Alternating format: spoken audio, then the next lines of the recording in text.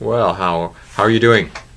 We have come to the end of the Old Testament and we're ready to dive into the New Testament. However, um, maybe we should pause for a moment because all of a sudden there is silence.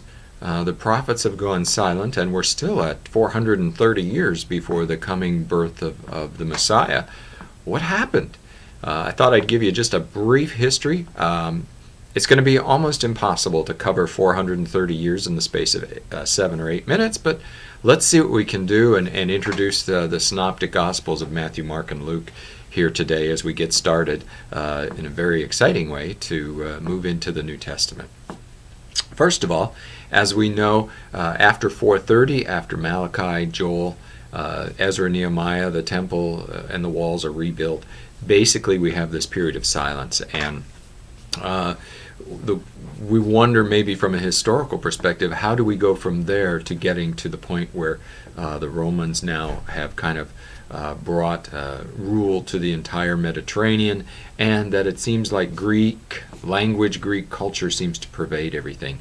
And the reality is that, of course, Cyrus the Great, the Persian king, is ruling here down to about 332 BC when Alexander the Great, the young Alexander the Great leader, takes Judea away from the Persians and makes the Greek language and the Greek culture kind of the prevailing influence around the Mediterranean at that point. As fast as he expanded, it also ended quite suddenly. He dies in 323, and his kingdom is basically split into four kingdoms, each by one of his generals. And so immediately the one who oversees Judea, the Ptolemies, allows them to continue their religion and their culture at that point. However, after we get down to 198 BC, now Seleucus conquers Judea, another general, and the Seleucids, that faction of the culture, oppose any kind of worship outside of their beliefs, and so even to the point of possessing Hebrew scriptures is punishable by death. And it gets bad. In fact, it gets so bad that one of probably the worst of these rulers, Antiochus IV Epiphanes, in 175 to 164 BC, causes literally a Judean revolt because he brings a statue of Zeus and has it put in the temple in Jerusalem in the temple court.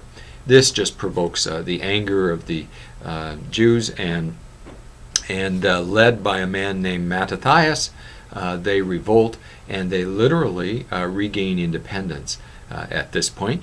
And so by the way, that revolt ends up being commemorated by the Jewish people with the festival of Hanukkah, which precedes Christmas every year in our holiday seasons.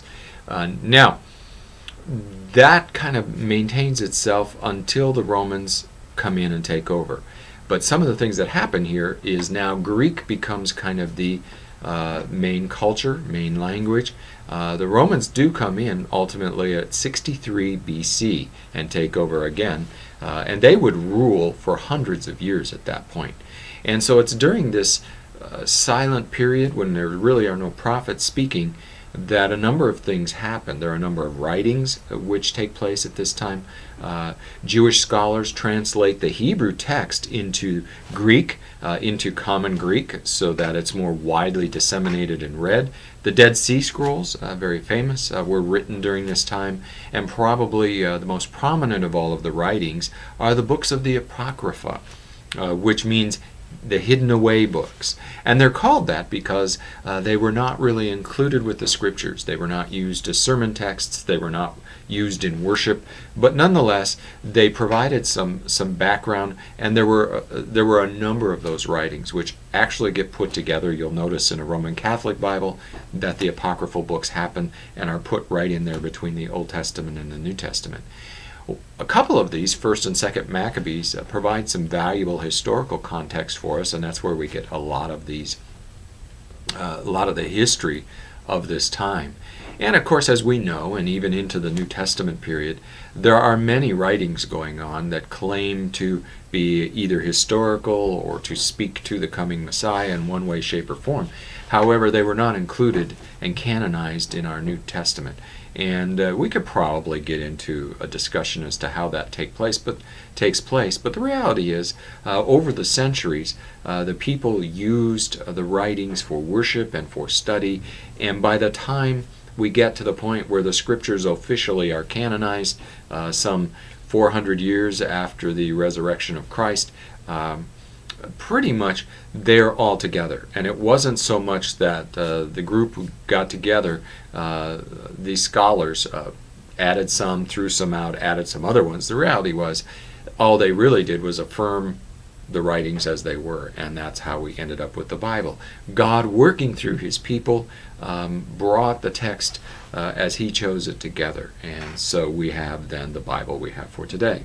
Now we move into the New Testament, and it starts off with the Gospels, and we know the Gospels literally mean good message, good news, good report, something along those lines. And right now in our reading today, we have a little slight portion, an initial portion from Matthew, Mark, and Luke. We call those the Synoptic Gospels, which means they are very similar. Much is included in them that is the same. The accounts are the same. And so we can look at them, and really they tell the account of God, the Son of God, Son of David, both God, man, coming to earth and redeeming mankind. And so that's their focus.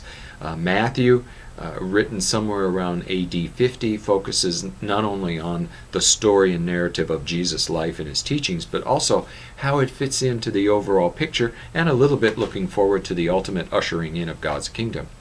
Mark, written 50 to 60 AD, really is a focus on the deeds of Jesus. What did he do? It tends to be shorter than the others, more to the point. Matthew, of course, the tax collector, was one of the 12. Mark is not, and Luke also is the physician. He's not, but nonetheless he's one of the followers of Christ, and his writings happen about AD 55 and 60. And they're not only used, again, his writing is not only to tell the story of Jesus, but ultimately, as he says, his writings were then used to be a source of study for those wanting to learn more, for catechumens, as it were, who wanted to study the Scriptures and learn the theology behind what was going on. And so they all have a little different perspective, but nonetheless, they give us the picture of the life of Jesus Christ, the one who comes down from heaven as a man to do what we could not do, and to tell the story and to teach and to preach. And so these gospel writers bring this into writing so that we have it to pass on from generation to generation. And the Spirit works through that to illumine our hearts and minds and bring faith to us. And so that's what we look to when we see the Gospels. We'll also add John and the unique flavor that John brings to the stories and the accounts of Jesus when we get there.